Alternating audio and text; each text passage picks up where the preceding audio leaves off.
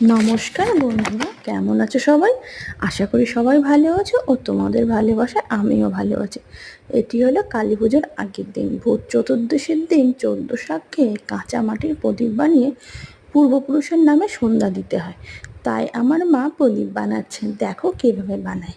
ভালো লাগলে আমার চ্যানেলটি সাবস্ক্রাইব করো আর পাশের বেল বাটনটি অন করে দিও, যাতে পরবর্তী ভিডিওগুলোর নোটিফিকেশন তোমরা সহজে পেয়ে যাও। দেখা হবে অন্য কোনো ভিডিওতে। ভালো